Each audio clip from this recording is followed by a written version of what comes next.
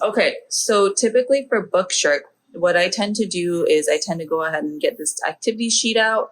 And if you can see here, it kind of shows you the things. It basically has everything that you will need for this week. So you have A, B, C, and D. Because this is a 4-week program or 4-day program, it's Monday through Thursday or Tuesday through Friday or whatever days it is that you are doing school. So for me, it's Monday through Thursday. So I have Monday, Tuesday, Wednesday, and then Thursday. And so I'll go ahead and get this out. And then this will have the actual schedule for that week. And it will show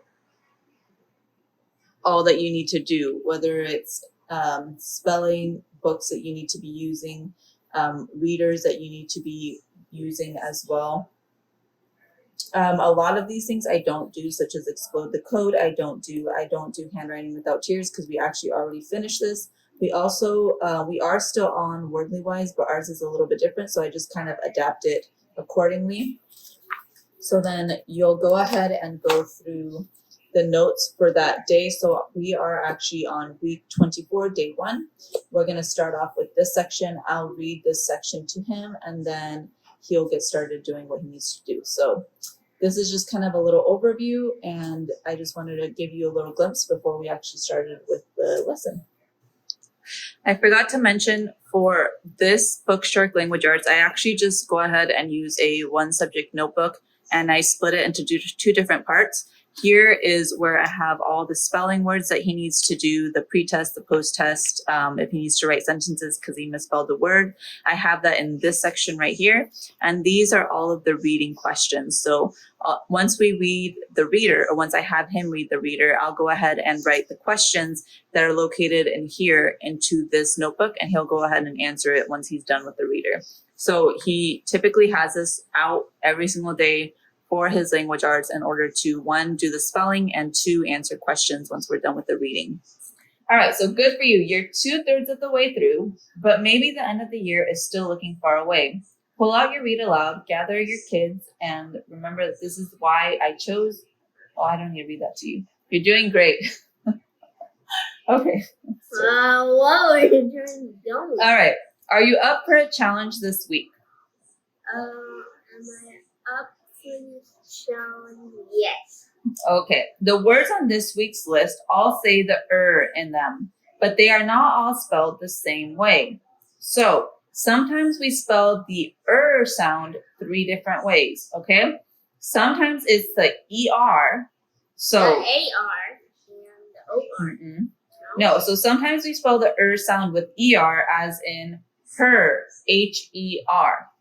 Sometimes we can spell the ER sound with IR.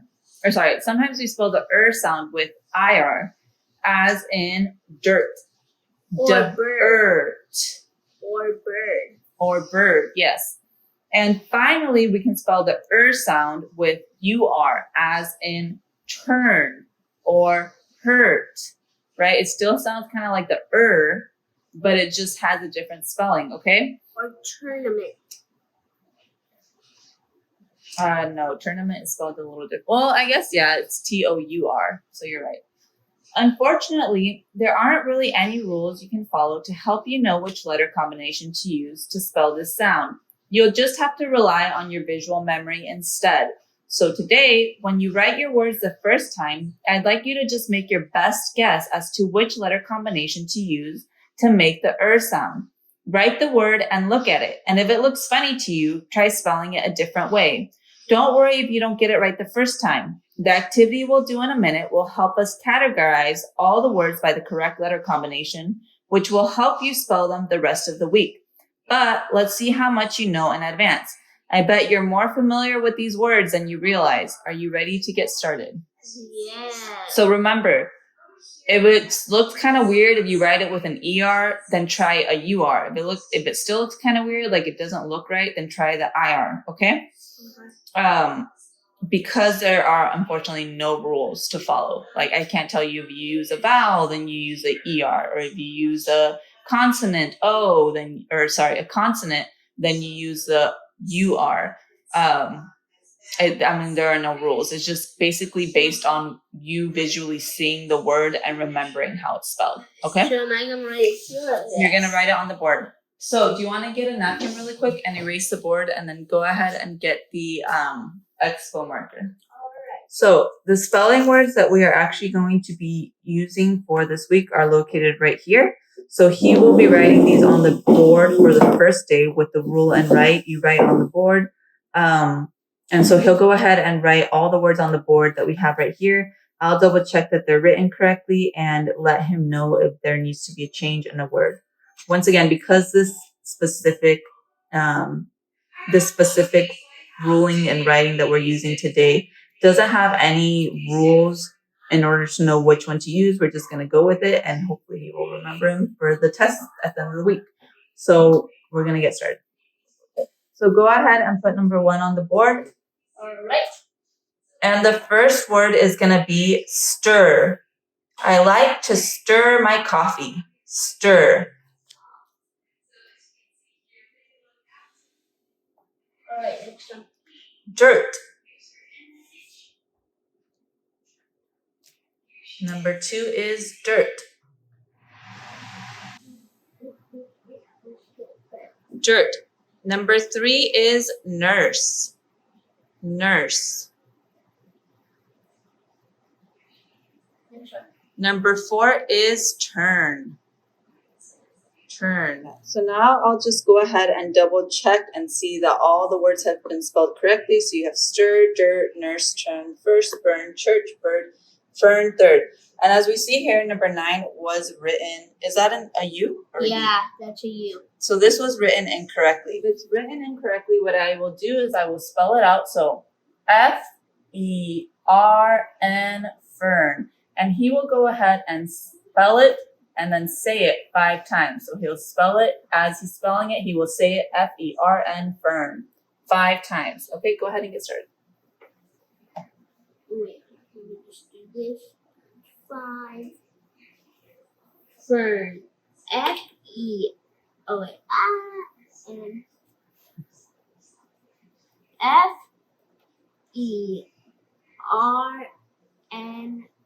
Fern. Make sure you're using your words, you're spelling correctly. Okay. Fern. F-E-R-N. Okay, so we got done with the writing 5 times. So now what I'm going to do is I'm going to go ahead and categorize these words between IR, UR, and ER. And then we'll go over the writing words one more time just to ensure that he has them. He has basically all of them down except for fern. So we'll just go over them one more time just to reiterate how to spell everything. So stir, dirt, first, bird, third. And then UR is just nurse, turn, burn, and church. And then last is ER, and the only one we have for ER is fern. That's the only one we have. Okay, so if the words that you have for this week's spelling that are the IR words are stir, dirt, first, bird, third.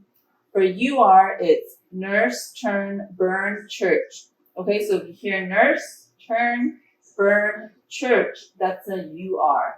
That makes the sound, okay? If you hear stir, dirt, first, bird, third, that's the IR that's making the sound. Stir, it's IR. Dirt, earth, okay? If you hear fern, F-E-R-N, it's the ER that makes the sound, okay? Okay, so next up we have handwriting, which he actually already did handwriting. We do not use handwriting without tears. We did use it. We used the cursive. Weren't a big fan of it. Right now we are using a Becca cursive, so he tends to really like that right now. He enjoys it. So right now that's what we are using instead of the handwriting without tears. He actually already did that independently. He doesn't need my help for that. It basically shows him what he needs to do, and then he just copies it little by little, and I'll double check it and ensure that he tried his best. I'm not looking for perfection. I'm just looking for him trying his best. So now that he's done with that, we're going to go ahead and move on to the reader. For the reader today, we have Titanic Lost and Found. This is the book that we are going to be using. He will actually read this to me, and he's going to be reading all of chapter 3.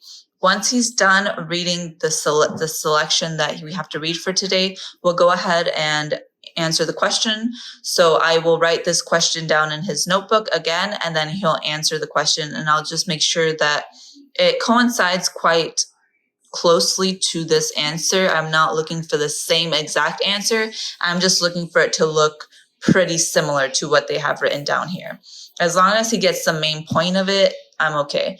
And then after that, we'll go ahead and move on to the copy work. And the copy work, once again, is located right here on this worksheet. So he will go ahead and just do he'll do letter A, which is copying this down right here. Again, I'm not looking for perfection. I'm just looking for him to do his best. So we will really focus on making sure that he capitalizes where he needs to and adds punctuation where it is necessary and tries his best to write legible so that whoever's looking at this can see what it says when they see his handwriting. So, and then with that, we basically are done with today's day for Bookshark. It's pretty short and sweet, and I feel like it gets the necessary information done without being overloading. So we have the information needed to know how to spell the ERIRUR words, and then it's not super overbearing on the information that he needs to learn for today. It's very short and sweet, and then we'll reiterate it again tomorrow. So tomorrow we'll go over the same thing again in regards to spelling words, do a pretest to ensure that he remembered the rule. In this case, there's not really a rule, but that he remembers how to spell his spelling words, and then move on from there. It is 2:20 a.m. On April 15, the Titanic is gone. The people... Okay, hold on. You want to try to slow down because you have a what? Oh, period. Okay, let's try that again. It is 2:20 a.m. on April 15. The Titanic is gone. The people in lifeboats stare into the night. The sky is full of shooting stars, but it is dark, and it is bitter cold. Most of the lifeboats have drifted. The special ice patrol planes keep track of dangerous icebergs. They warn ships. Never again can an iceberg take a ship by surprise. The Titanic was a terrible loss, but the world learned from it. All right, so now that you are done reading that, you're going to go ahead and answer this question. What safety changes were introduced as a result of the Titanic? So due to what happened with the Titanic, what do they now have to do or have to have on their ships in order for them to be following the safety rules? Okay, what else? So they have to have enough lifeboats on there for all passengers, but what about the radios?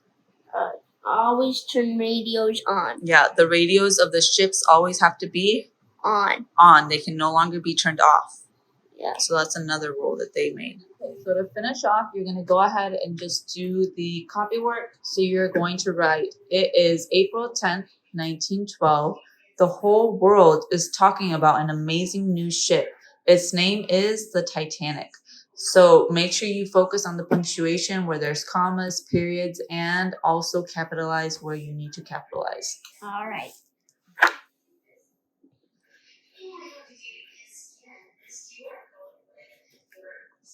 All right, so that's pretty much it. Like I said, very short but sweet. Typically, Mondays are very short and we can go through it quite quickly.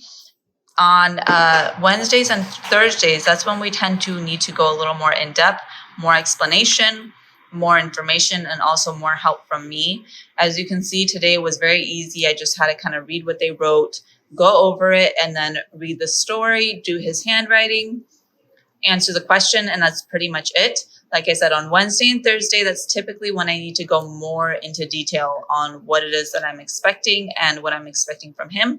If you guys want to see more about like those days, so this would typically be a Wednesday, the part C, and part D is typically the Thursday section.